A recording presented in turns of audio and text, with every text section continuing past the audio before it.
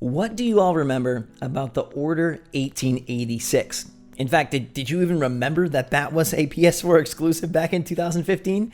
Or is this the first time you're hearing of it in so long that the memory is rushing back and you completely forgot? Well, I wouldn't blame you. It did get a 63 on Metacritic. But in terms of presentation, visual style, and promise, it was top tier in the early days of PS4.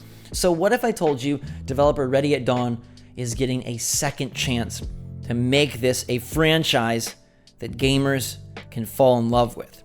That is what the new rumors and leaks are pointing to, and it has me super freaking excited. What's going on, everybody? It's GhostRobo. We're going to get into my thoughts on the Order 1886 a little bit later, but first, what is going on here? Well, what's going on is that we're getting new juicy stuff all the time because next gen is ramping up. And if this is to be true, I wouldn't doubt if this title is seen at that PlayStation meeting we've been talking about lately that may or may not be happening in February. It probably is. But what's going on here is that a user over on NeoGAF by the name of Osiris Black has some details on a demo he saw, and it sure sounds like the Order 1886 2, or the Order 1887, or whatever they decide to call this. Now, he doesn't call the game out specifically, but he's been hinting at Ready at Dawn's new project for a while, and everything lines up. Before we get to the nitty-gritty though, why should you believe this guy? Well, Osiris Black called out the PS4 Pro months before it released. He claimed he heard all these details in a meeting, was given the okay to post it, and then boom, nailed everything about the PS4 Pro months before it came out and was known. So we gotta give him some credit, some credence. He could be wrong, but he says that he saw this demo and has been given the okay to talk about it, and boy does he talk about it. He gives a very detailed account of this demo. I'm not gonna read through the whole thing, but it's a dimly lit room. There's a man with a shoulder-mounted communication device. There's a monster. There's guns. There's a fight. It's crazy. The monster is talking to him, and then he gives me the words that just make my imagination go wild. He says, "It is the best looking anything that I have ever seen, and the character models, lighting, and physics are on another level." He says the main character is impossible to confuse with anyone else, and this game has not been revealed, but I have hinted at it several times, and this is where all the sleuths on the internet have tied it back to the Order and Ready at Dawn. He says this is not a cutscene or a render target, it is actual gameplay, and it is very impressive. Well, the end is a cutscene, but man, you literally cannot tell the difference. And from those sentences alone, forget the description above, you can read through the whole thing, I'll put a link in the description, and it's on screen. It sure sounds like the Order, because the Order shine by being a showpiece for the technical prowess of the PS4. And so it makes sense that Ready at Dawn would want to get this ready for the dawn of next gen. Now, someone asks if this is going to be on PS5 or Xbox, and he says yes. So there's a little bit of scuttlebutt right now that maybe Ready at Dawn is going multi-platform with this title, which would be odd to me. If you remember, Ready at Dawn is the developer that brought us the awesome PSP God of War games. That's where they gained their notoriety and their claim to fame, Chains of Olympus, Ghosts of Sparta. They then worked on the Order 1886. From there, it was a bunch of kind of random titles, but some success on Oculus Rift as of late. They did Lone Echo, Echo Arena, Echo Combat. They've got Lone Echo 2 coming. They went heavy on the VR side of things. So returning to next gen makes sense. We know that they are working on a next gen game, that is assured. What it is, not quite sure, but the Order 1886 is a game that I'd love to see get a second life. I went back and I was trying to think of everything about the Order 1886, watch gameplay, and see what I thought about it at the time. Now, in my head, I remembered liking it more than I think I actually did, but I did like it more than most because it really felt like a cinematic adventure. It has some pretty solid gunplay. It's got those blurring the lines between cutscene and interactivity where it's taking the control from you quite often because of the fact that it's pushing, or at least at the time, was pushing such impressive visuals and just, you know, running the resolution and then the fidelity to the tens. But it did have a core that I thought was really entertaining. It started slow, but if you got through the first couple hours, you realize this is a pretty interesting world. They've got these sort of like Knights of the Round Table with steampunk weaponry fighting these monsters. It's a really cool concept and something that isn't often repeated in other series and franchises. And it almost felt a little Naughty Dog. That's how I described it back in the day. Obviously, it didn't ever reach the heights of Uncharted or Last of Us, not even close.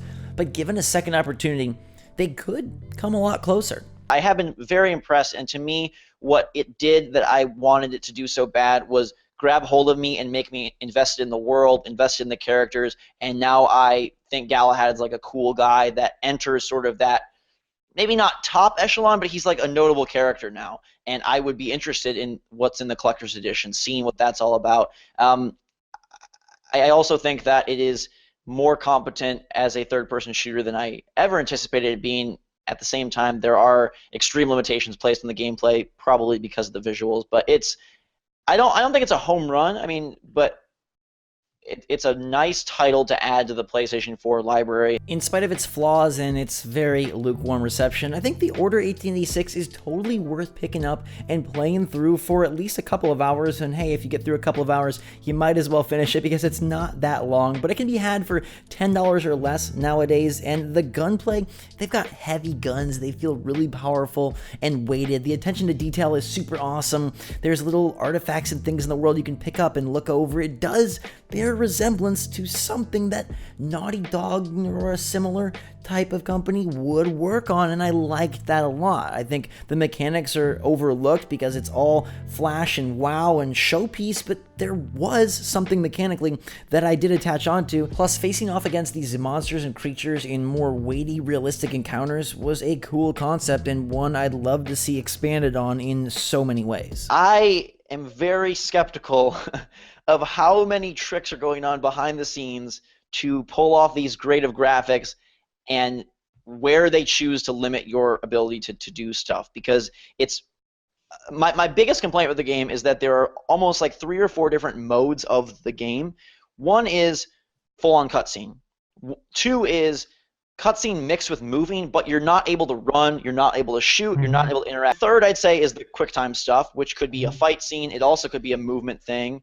And fourth is like my favorite, the full-on gameplay where it feels more like an Uncharted or a Gears of War. You've got this big area or a couple of connecting areas, and you're moving around, taking cover, exploring, finding little collectibles and whatnot. If you never played the Order 1886, or you don't remember the discourse around the time of release, the game was bashed for being super short.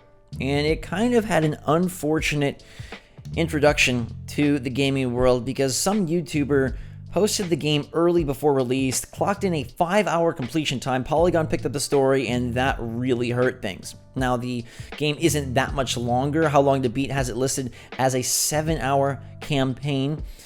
Regardless, the fact that it was this technical showpiece and didn't have a whole lot of substance or a game like really bit in the butt for a $60 game. It almost felt, to some people, tech demo-y. Now, I think it was far better than it. I said the core I really liked, and I appreciate what they were doing, but it definitely did not reach anywhere near the echelon of the Sony exclusives that everyone has come to know and love. The Uncharted's, The Last of Us, the Spider-Man, Horizon Zero Dawn, God of War. It's not there. All in all, like, I thought this game would come out and really disappoint.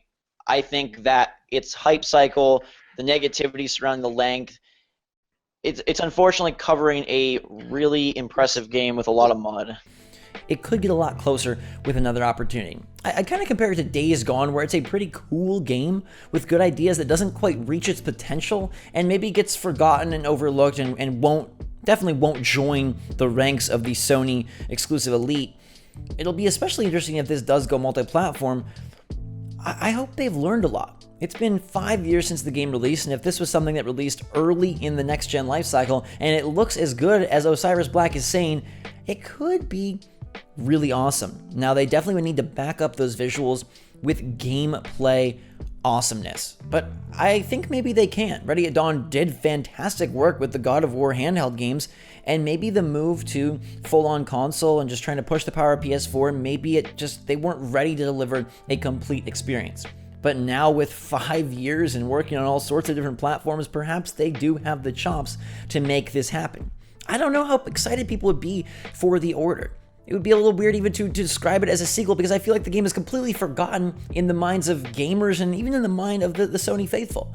Perhaps they'll get a rebranding, but let me tell you, that world, it is ripe for more. It's a little odd that Osiris Black says the character is unmistakable and could not be confused with anyone else. I don't know that Galahad was really unmistakable. I don't know that he's impossible to confuse with anyone else, but he's not talking about Mario, he's not talking about Nathan Drake, so maybe he's just saying that given the attire and the outerwear of these characters, you would know it's from the Order, because it did sit firmly in a unique space, being sort of this old-timey adventure, like I mentioned, kind of merging King Arthur's Knights, the Round Table, and monsters in this very old world setting. And maybe that's what he means, rather than a character that is so well known. He's just saying, like, dude, you saw this, you know exactly what it was. And his description, it's tantalizing. You know, it's just words, and it's just a scene. But I went back and was watching a lot of Order gameplay, and man, if they could flesh it out and let you play more of it and expand upon things, instead of it being just kind of a, hey, you play at these times and you shoot in these sequences, it really opened up as you went forward. It started off a lot more handholdy, but it never was, a massive game, but there were segments where it put it all together, and you had a little bit of exploration, a little bit of character, a little bit of intrigue, and then you did get the gunplay, the monsters,